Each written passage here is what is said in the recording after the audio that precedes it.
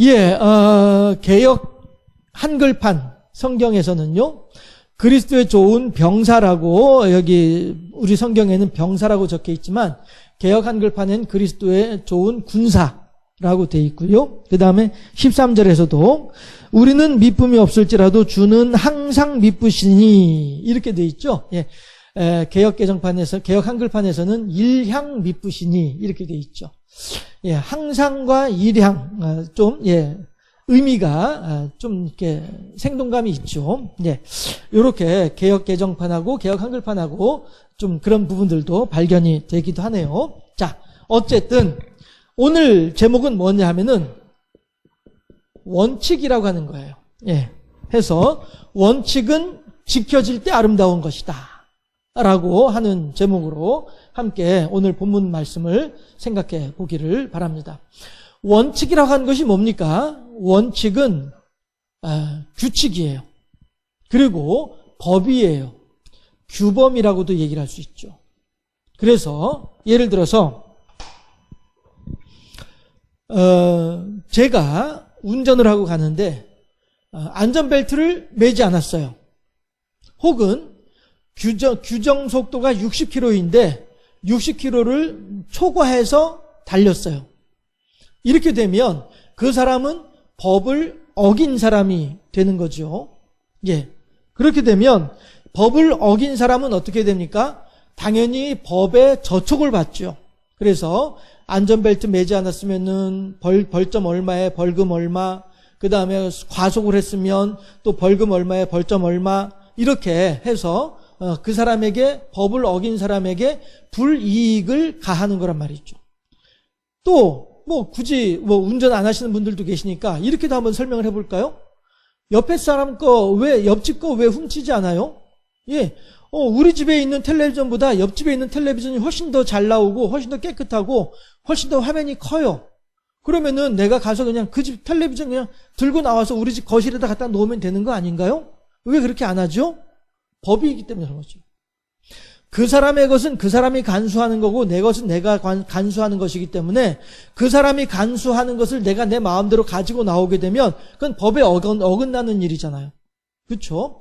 우리들은 이렇게 늘 법을 지키면서 살고 있어요.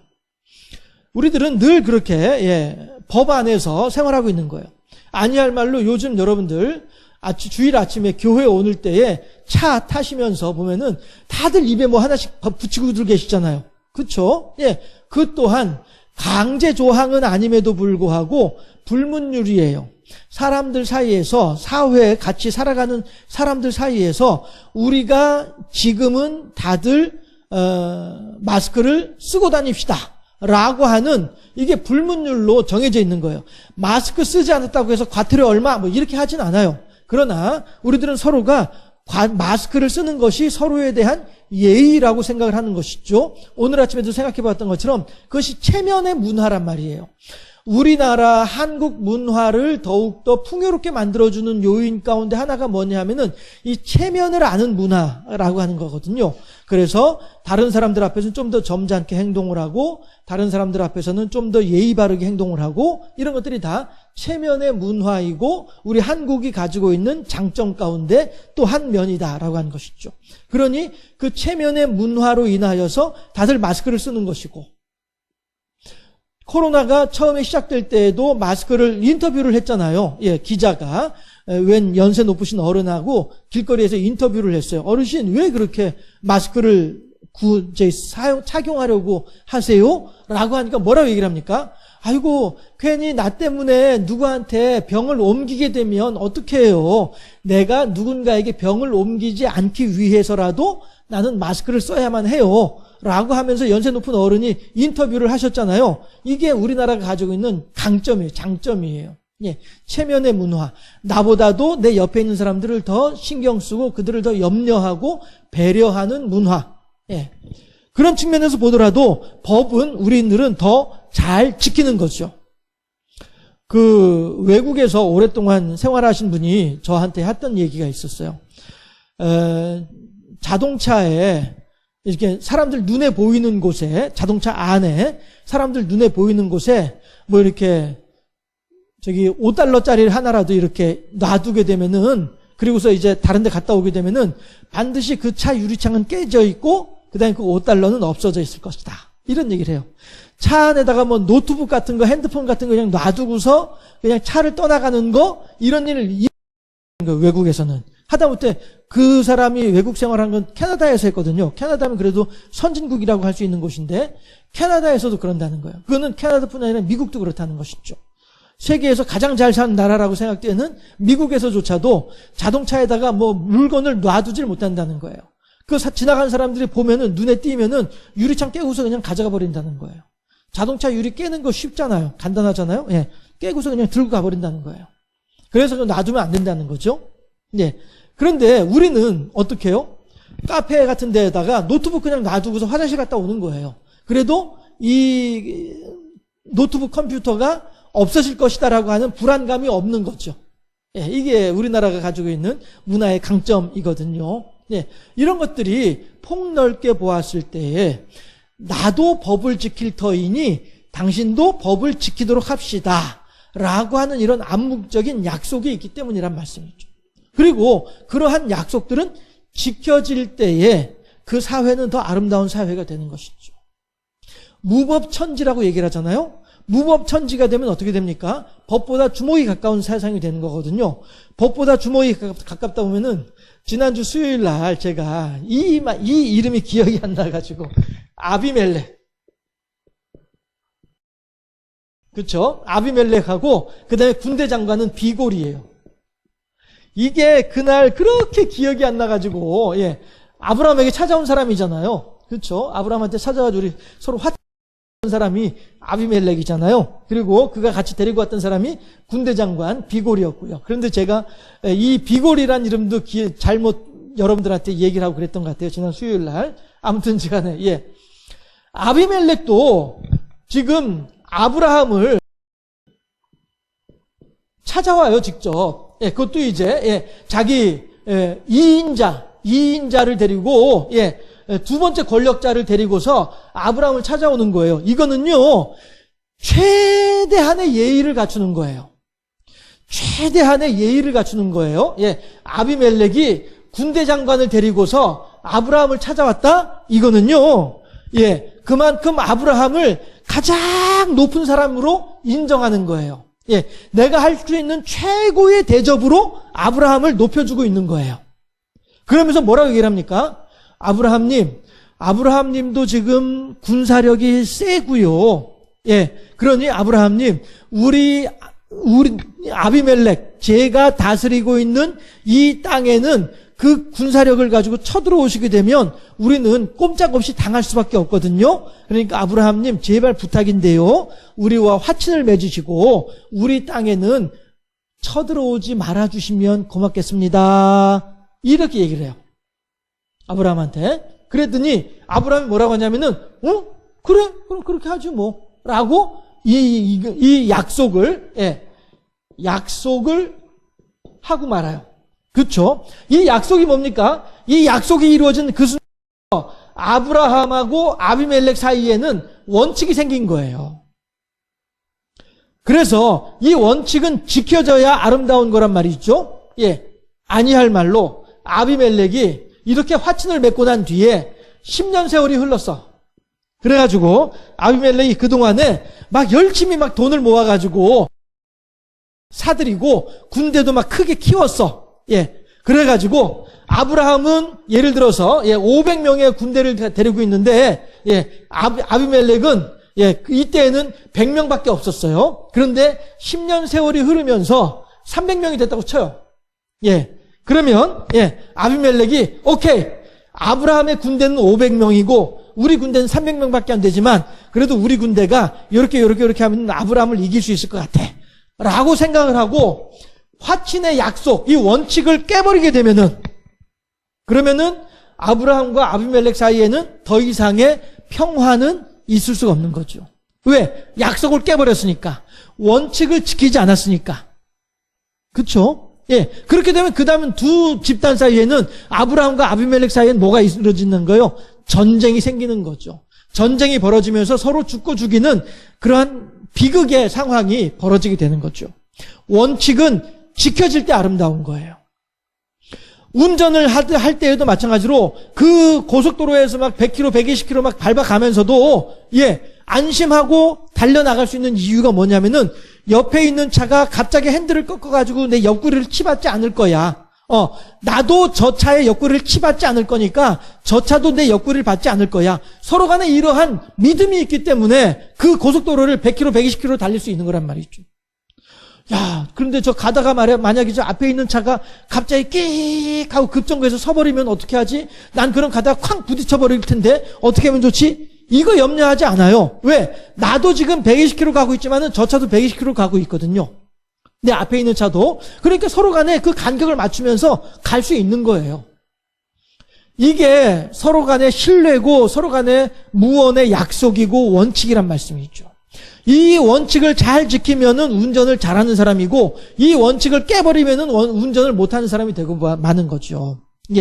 해서 아비멜렉이나 서로 간에 약속을 했으면 약속은 지켜야 되는 거예요. 그래야 아름다운 거예요. 그래야 아브라함의 부족이나 아비멜렉의 부족이나 서로 싸우지 않고 죽고 죽이지 아니하고 서로 만나면은 반갑게 악수하고 인사하고 서로 먹을 거 나눠주고 서로 간에 어깨 동무하고 친하게 지내고 화목하게 지내고 마음 편하게 지내고 이게 아름다운 거잖아요. 그렇죠? 어떻게 할 때요? 원칙을 지킬 때.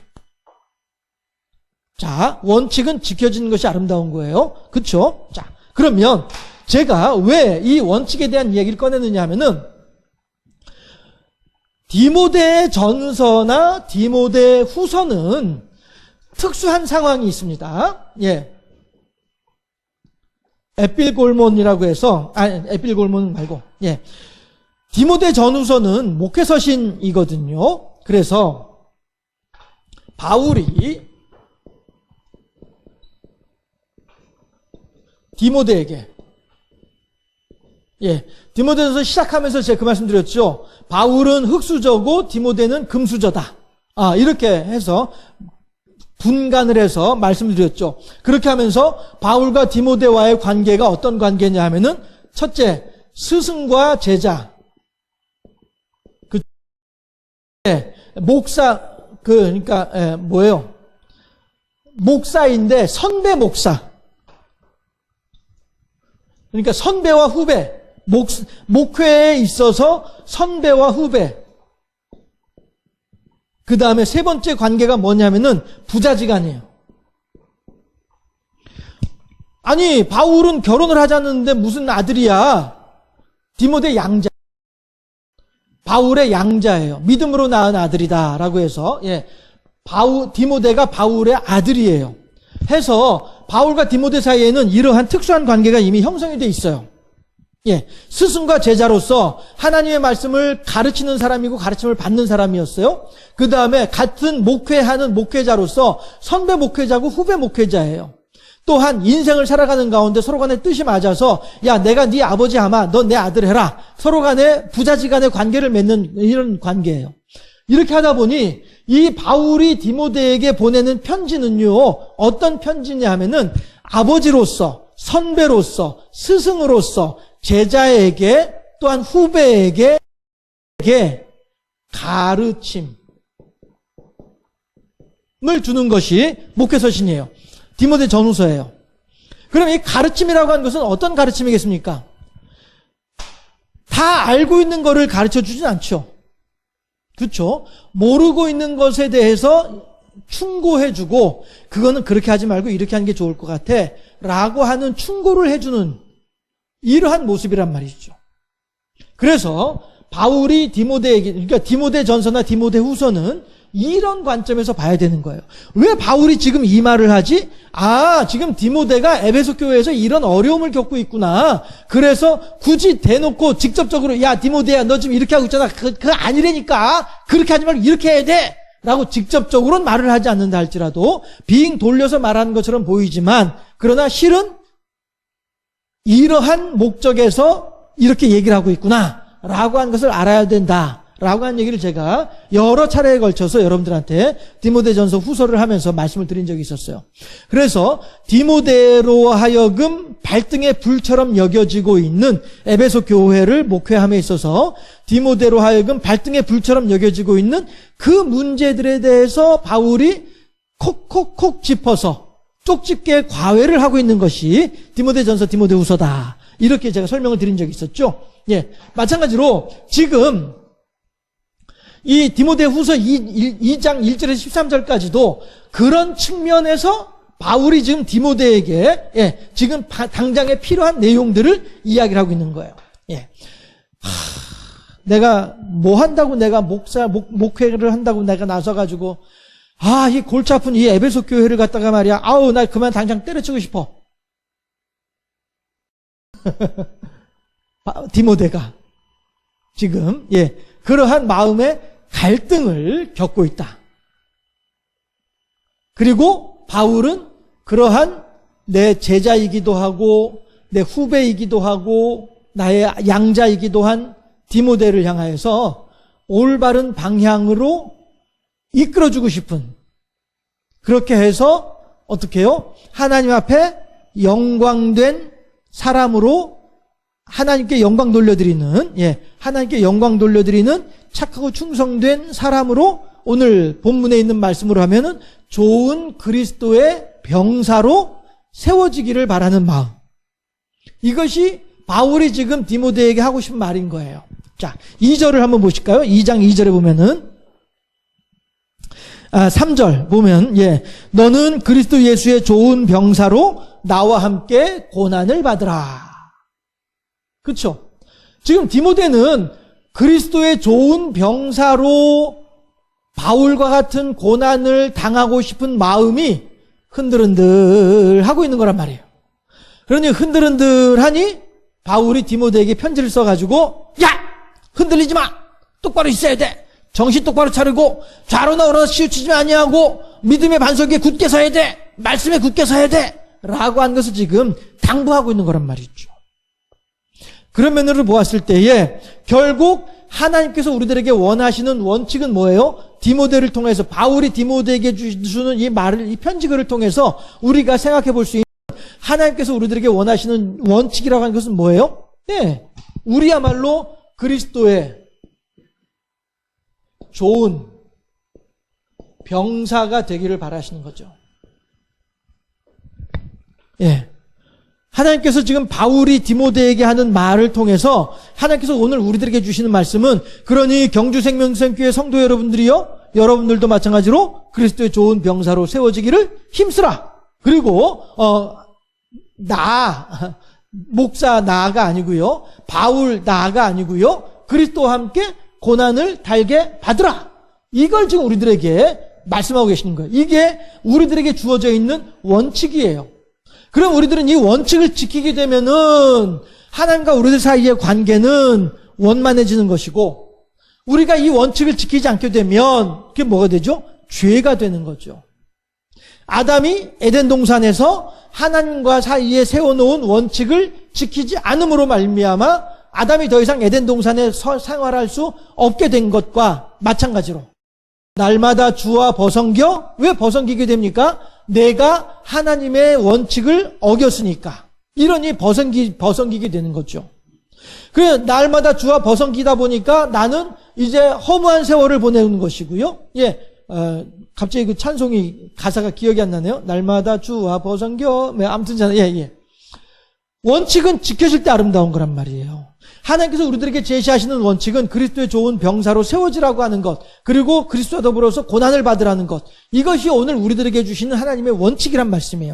그런데 우리가 그 원칙을 어기게 되면 그 원칙은 하나님의 뜻이 하늘에서 이루어진 것 같이 땅에서도 이루어지이다 라고 하는 그 기도문에 어긋나게 되잖아요. 나 스스로가 하나님의 뜻은 하늘에서는 이루어졌을런지 몰라도 이 땅에서는 이루어지지 않도록 만들어버리고 마는 책임이 나에게 있게 되는 거죠. 원칙을 어기는 사람은, 어기는 존재는 나니까. 이 목사가 그렇다는 것이 아니라 우리들 사람이 그렇다는 거죠. 그래서 왜 사형리를 보게 되면 이런 그림이 있잖아요. 사형리를 보게 되면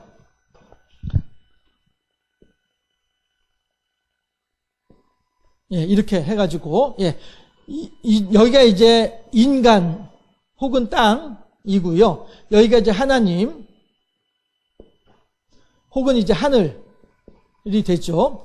해서 뜻이 내려오고 올라가고 서로 교통하게 됐습니다. 교통하는 것이 하나님의 원칙임 뜻입니다. 그런데 시간이 지나면서 죄가 들어옴으로 말미암아 사이가 단절됐습니다. 그래서 이 단절돼서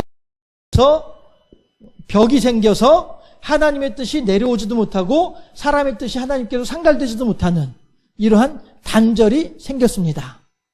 그런데 세 번째 원칙, 예수 그리스도의 십자가가 이 사이를 통합시키셨습니다. 통일시키셨습니다. 그래서 이제는 사람들의 생각이 얼마든지 하나님께로 상달되고 하나님의 뜻이 얼마든지 우리들에게 전달되어지는 하나님과 우리들 사이에 이러한 연합의 교통의 길이 열리게 됐습니다.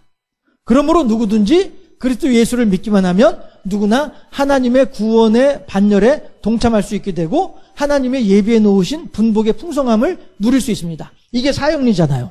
그렇죠? 그랬을 때에 중요한 거, 이 세상에 죄가 들어옴으로 인하여서 하나님의 뜻이 이 땅에 전달되지 못하고 사람의 생각이 하나님께로 상달되지 못하는 중간에 가로막힌 일이 생긴다라고 하는 것이죠. 이 가로막히는 것, 그리스도의 십자가로 통일이 되는 것이 아니라 통합이 되는 것이 아니라 가로막히게 되는 것. 이 가로막히게 된 것이 무엇 때문에 가로막히는 거예요? 죄 때문이란 말이에요. 그러면은 그 죄는 누가 지었어요? 아담이 지었죠. 하나님이 죄를 범한 건 아니잖아요. 아담이 죄를 범했죠. 결국 하나님의 뜻이 하늘에서 이루어진 것 같이 땅에서도 이루어지는 일을 못하게 만들어버리는 책임이 누구한테 있어요? 당연히 아담에게 있는 거죠. 그러면 아담에게 있는 그 책임은 결국 누구 책임이기도 해요? 내 책임이기도 한 거죠. 내가 어떻게 하느냐에 따라서 요셉이 애굽에 있으면서 하나님의 뜻을 잘 깨달아 알아가지고 애굽 전역에 하나님의 뜻이 통용되도록 했어요. 그래서 7년 대풍년 기간 중에 그 곡식들을 다 가지고 오너라 다 했어요.